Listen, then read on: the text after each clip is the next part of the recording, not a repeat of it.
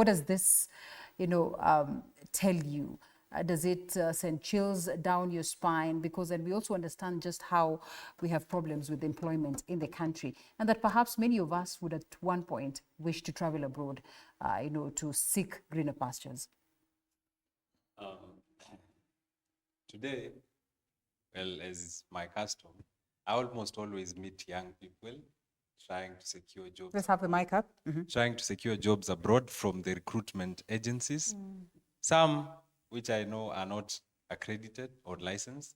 I try my best to warn them, but in their desperation, they choose not to listen. Right. So we have a problem here. This is not the first scam, and it is not the last. This is not the first time Kenyans are being scammed, and it will not be the last time. The pressure from family and the pressure from ourselves as young people to try and provide for ourselves and our families is pushing people to the last resort. Correct. The economic hardship that we have in this country, coupled with an unemployment crisis, has pushed people to the wall. Need I mention that in this desperation, Kenyans do not do their due diligence on most of these agencies.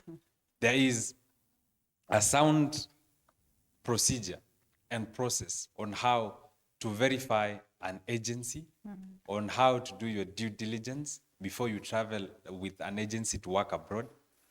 But most of the Kenyan people do not follow this through. I'll play the devil's advocate. Squarely, I'll play the devil's advocate and perhaps talk about that girl who's coming from the rural area and really, like you rightfully say, the pressures of life are getting you to that space. And, the only thing you can imagine. And most of the times you actually talk to these people, they will tell you so-and-so from my village was taken with the same agency successfully, they're working and all that. Then, boom, comes in the element of scamming.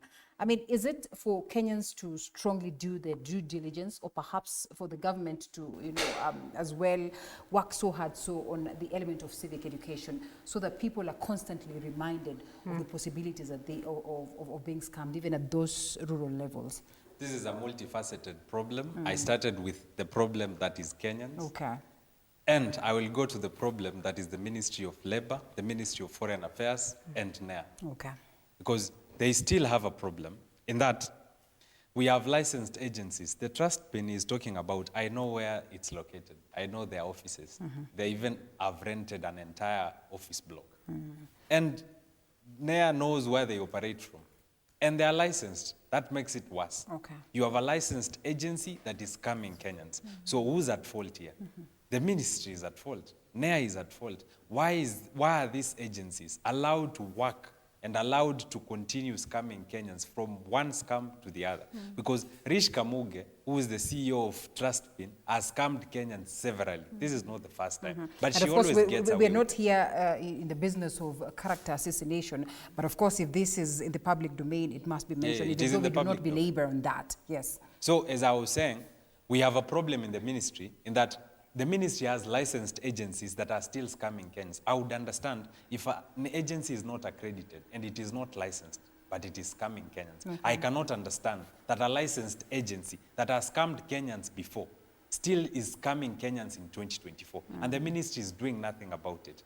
And that agency has its license renewed every year because the ministry has the wherewithal to decide whether to renew the agency's license or not. And the renewing the agency's license is not cheap. I think it's 300,000. Perhaps the ministry should tell us if they really love money that much that they would renew the licenses at 300,000 and let Kenyans suffer in the hands of these agencies. And I want to speak on behalf of the ministry, but I'll let your senior to come in and respond to... As I finish. Okay, make it very brief. Yes, as I finish, I would also want to apportion some blame because there's enough blame to go around to the recruiting agencies. Because these recruiting agencies are run by people. They are not run by robots. And they are run by Kenyans, most of them. They are not run by foreigners. You, as a Kenyan citizen, are running or is running an agency that is scamming Kenyans, but your conscience allows you to continue doing that. Okay. How shameful of you, how morally reprehensible of you. It is a situation that is not precedented. Okay, so just how systemic, or what are some of these systemic gaps that we would look like at to say that, these are the very same ones that are actually enabling, labor export scams that we continue to witness in the country.